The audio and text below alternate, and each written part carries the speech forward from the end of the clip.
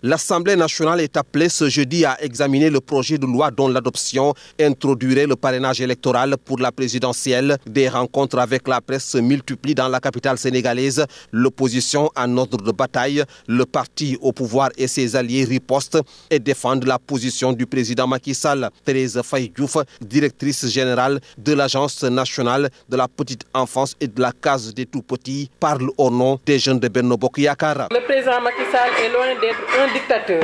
Le gouvernement a appelé des concertations pour discuter sur les élections à venir. Ils ont décidé de faire la politique de la chose vide. Il faut dire les choses telles qu'elles sont. Il y a des partis, beaucoup d'ailleurs, plus de 190 partis qui ont participé à ces concertations et des propositions ont été faites dans cette question sur le parrainage, la réduction, entre autres, de la caution. On veut revenir pour demander à ce que l'on retire le projet de loi parce que tout simplement ils ne sont pas d'accord. Je pense qu'il faut oser le dire. Cette opposition ne mérite même pas d'être écoutée. Il faut oser le dire. Parce que cette position, il devait le défendre depuis le début. Quand tous les partis politiques se réunissaient au bureau de M.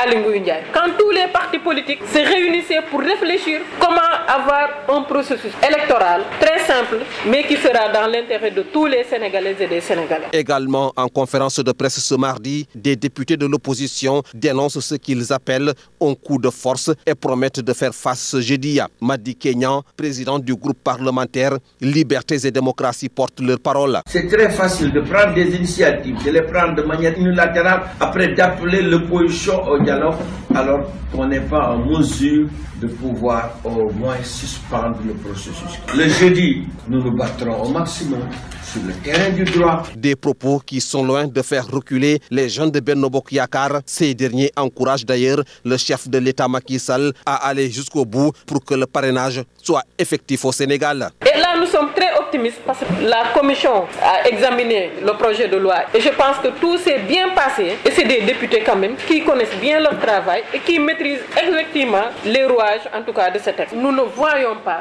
des risques par rapport à ce projet de loi. Le Sénégal, quand même, est un pays de droit. Nous n'appelons pas la confrontation. Nous ne demandons pas à ce qu'on mobilise des gens pour se battre avec l'opposition. Nous sommes des républicains et je pense que toutes les dispositions seront prises par le gouvernement du Sénégal pour éviter toute forme de trouble. Un Madamba ou un Massamba dit qu'il veut être candidat et qu'il sait même que dans sa propre famille, il ne peut pas avoir plus de 5 voix. C'est pas sérieux. Nous encourageons le président de la République, nous encourageons le gouvernement à continuer jusqu'au bout. Le président n'a pas imposé le parrainage par des députés. Le président a voulu être très démocrate et a demandé le parrainage citoyen. Si on veut quand même présider les destinées d'une nation, mais le minimum c'est de pouvoir avoir 65 000 personnes. Le refuser quand même, ça veut dire que